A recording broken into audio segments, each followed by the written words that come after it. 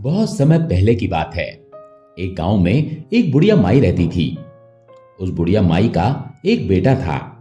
उसने अपने बेटे की शादी कर दी थी। बुढ़िया माई अपने बेटे बहू के साथ ही रहती थी। बुढ़िया माई के बेटे की शादी को अभी 1 साल भी पूरा नहीं हुआ था। बुढ़िया माई बड़ी ही चालाक थी। उसे अपनी बहू का खाना पीना, उसका रहन सहन बिल्कुल अच्छा नहीं लगता था। वो अपनी बहू से घर का सारा काम कराती और फिर अपनी बहू को सुबह की रोटी शाम को और शाम की बासी रोटी सुबह खाने को देती थी। वो बेचारी अपने पीहर में बड़े ही लाड़ प्यार से पली थी और जब अपने पीहर से वो ससुराल में आई तो सास का व्यवहार उतना ही खराब था। बहू ने अपने मायके में कभी भी बासी रोटी नहीं खाई थी और यहां ससुराल में उसकी सास उसे हमेशा ठंडी रोटी खाने को देती थी। इसीलिए ठंडी रोटी बहू से खाई नहीं जाती थी। उसे ठंडी रोटी अच्छी नहीं लगती थी, इसीलिए वो एक रोटी खाकर ही रह जाती थी। बहू जो थी वो रोज कुएं पर पानी भरने जाती थी। वहां पर सभी गांव की औरतें बैठकर आपस में बातें करती थी। वो एक दूसरे को बताती कि आज उन्होंने क्या क्या भोजन खाया और क्या क्या पकवान बनाए। लेकिन जो बुढ़िया की बहू थी वो कुछ भी नहीं बोलती थी। एक बार की बात है, गणेश चतुर्थी का दिन था। सभी औरतें कुएं पर बैठी बात कर रही थी। एक बोली, आज हमने गणेश चतुर्थी पर खीर पूरी बनाई है। तो दूसरी कह रही थी, हमने तो पुआ पकौड़ी और मालपुए बनाए हैं। बेचारी बुढ़िया की बहू चुपचाप सभी औरतों की बातें सुन रही थी। उन सभी औरतों ने बुढ़िया की बहू से भी पूछा, अरे बहन, तुम क्यों चुपचाप बैठी हो? तुम भी तो बताओ, आज तुम्हारे घर में क्या क्या मालताल बने हैं। तब बुढ़िया की बहू बोली, बहन, मेरी सास मुझे रोज सुबह की रोटी शाम को और शाम की रोटी सुबह को खाने को देती है। शादी के बाद से तो मैंने कभी ताजा भोजन चखा ही नहीं है। यानी गरम भोजन तो जैसे मैं करना ही भूल गई हूं। मैं क्या जानूं बहन, गरम रोटी का स्वाद। इतने दिनों से मैं बासी रोटी खाकर ही तो जीवित हूं। तब एक पड़ोसन को बुढ़िया की बहू के ऊपर बड़ी दया आ गई। वो बोली, बहन, तू चिंता मत कर। कल मैं तेरे घर आऊंगी और तुझे भोजन के लिए निमंत्रण दूंगी।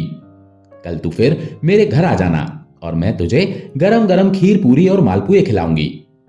दूसरे दिन सुबह सुबह बुढ़िया माई के पड़ोसन बुढ़िया के घर आ गई और बहू की सास बुढ़िया माई से बोली, माँ जी, मुझे सुहागनों को जिमाना है, तो आज आप अपनी बहू को मेरे यहां भोजन करने के लिए भेज देना। बुढ़िया माई पड़ोसन से कहने लगी, ठीक है, भेज दूंगी।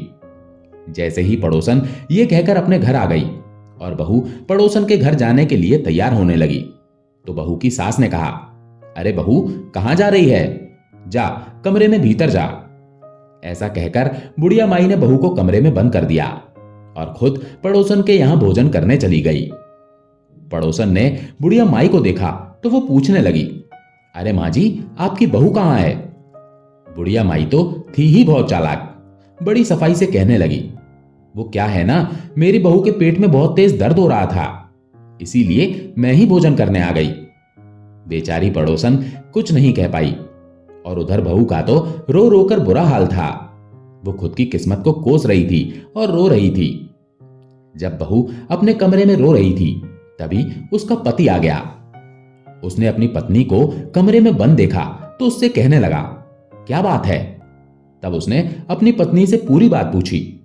बहू ने भी अपने पति को पूरी सच्चाई बता दी कि तुम्हारी मां मुझे गर्म भोजन खाने को नहीं देती है। जब आज पड़ोसन ने मुझे भोजन करने के लिए न्योता दिया तो वो मुझे कमरे में बंद करके खुद भोजन करने चली गई है। बहू का पति अपनी मां के व्यवहार को अच्छे से जानता था। वो अपनी मां से बहुत डरता था।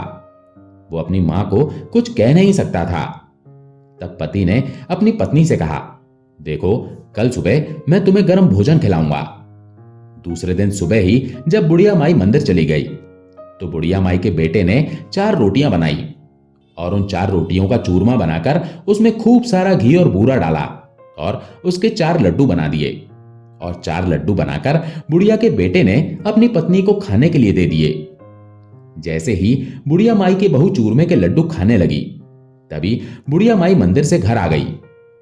बुढ़िया माई के डर से बहू ने 4 लड्डू खाली पानी के घड़े में डाल दिए और पानी भरने का बहाना करके पनघट पर पहुंच गई। लेकिन पनघट पर बहुत सी औरतें पानी भर रही थी। बहू ने सोचा कि अगर ये लड्डू मैं यहां खाऊंगी तो इन सब औरतों को पता चल जाएगा और इनमें से कोई भी औरत मेरी सास को जाकर बता देगी, तब मैं क्या करूंगी? मेरी सास मेरे साथ कलह करेगी। तब बहू ने सोचा क्यों ना पास में जो गणेश जी का मंदिर है मैं उसमें चली जाऊं।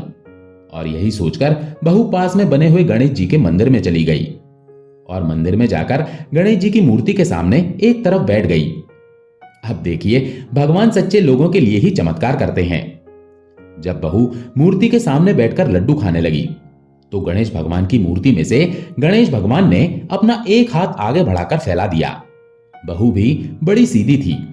उसने सोचा कि गणेश जी महाराज भी लड्डू मांग रहे हैं, इसीलिए बहू ने एक लड्डू गणेश जी की हथेली पर रख दिया। हथेली पर लड्डू रखते ही भगवान गणेश ने झट से एक पूरा लड्डू खा लिया और फिर से हाथ फैला दिया।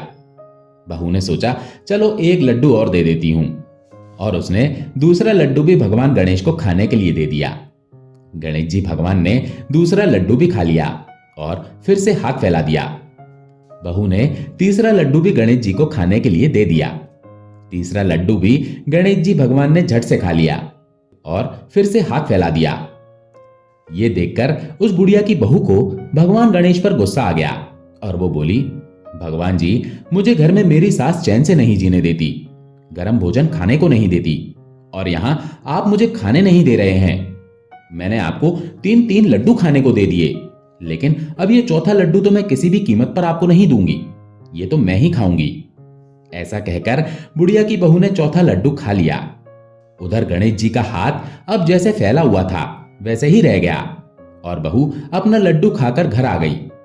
अगले दिन भगवान गणेश के मंदिर में जैसे ही पुजारी आया तो सुबह सुबह उसने देखा कि गणेश जी का हाथ फैला हुआ है।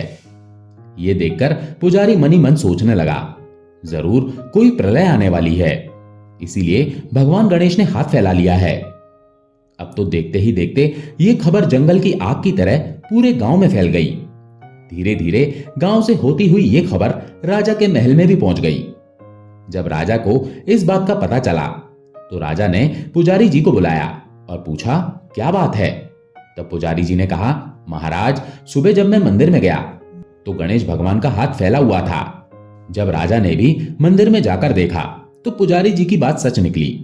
अब तो राजा ने पूरे नगर में ढिंडोरा पिटवा दिया कि जो भी गणेश भगवान के हाथ को सीधा कर देगा उसे 500 स्वर्ण मुद्राएं दी जाएंगी। ये बात सुनकर नगर के बड़े बड़े पंडित, महात्मा, ज्ञानी आए। बड़े बड़े यज्ञ, हवन, भंडारे, पूजा पाठ किए गए, लेकिन सब बेकार रहा। किसी का भी फायदा नहीं हुआ। हवन तथा कीर्तन, किसी का भी असर भगवान गणेश पर नहीं पड़ा। उनका हाथ पहले के जैसा ही फैला रहा। उधर बुढ़िया की बहू को भी जब ये बात पता चली तो बुढ़िया की बहू ने अपने पति और सास से कहा, भगवान गणेश के हाथ को तो मैं सीधा कर दूंगी। आप राजा से जाकर कह दो कि वो हमारे घर से मंदिर तक फर्श बिछा दें और कनात लगवा दें, और जिस समय मैं मंदिर में जाऊं तो कोई भी मेरे साथ मंदिर में नहीं जाएगा। तब बुढ़िया और उसका पति बोला, अरे छोड़ना, बड़े बड़े ज्ञानी पंडित महात्मा तो कुछ नहीं कर पाए, भला तू क्या करेगी?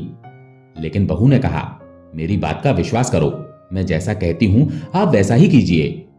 तब बुढ़िया सास ने सोचा, अगर मेरी बहू गणेश जी का हाथ सीधा कर देगी तो 500 स्वर्ण मुद्राएं मिल जाएंगी। बुढ़िया तो थी ही लालची। उसने सोचा, अगर ये सीधा नहीं भी कर पाई तो राजा कौन सा इसे सजा दे देगा। अब बुढ़िया माई जैसे तैसे लठिया के सहारे राजा के महल में गई और बोली, महाराज, मेरी बहू भगवान गणेश के हाथ को सीधा कर सकती है, लेकिन उसकी एक शर्त है कि हमारे घर से मंदिर तक फर्श बिछा दिया जाए और कनात लगवा दी जाए, और जिस समय मेरी बहू मंदिर में जाएगी उस समय मंदिर के अंदर कोई न रहे। तब राजा ने बुढ़िया माई की शर्त मान ली। राजा ने कहा, ऐसा ही होगा अम्मा। बुढ़िया ने घर आकर अपनी बहू को राजा की बात बताई। अब तो बुढ़िया माई के घर से लेकर मंदिर तक फर्श बिछा दिया गया और कनात लगवा दी गई। लेकिन राजा ने मनी मन सोचा कि मुझे छुपकर देखना चाहिए, आखिर क्या माजरा है। राजा पहले से ही मंदिर में छिपकर बैठ गए।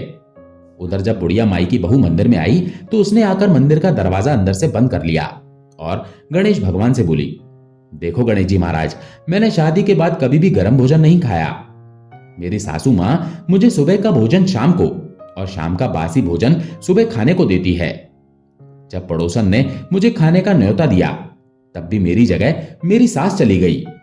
और फिर जब मेरे पति ने मुझे चूरमे के 4 लड्डू बनाकर दिए तो उनमें से भी मैंने 3 लड्डू आपको खाने को दे दिए। अगर चौथा लड्डू मैंने खा लिया तो मैंने कौन सा पाप कर दिया? बताओ, कौन सा अपराध कर दिया? तब गणेश भगवान की मूर्ति से आवाज आई, बेटी, मैं तो तेरी परीक्षा ले रहा था और मैं जो कुछ भी कर रहा था वो तेरे भले के लिए ही कर रहा था, ताकि तेरा आगे का जीवन सुधर जाए।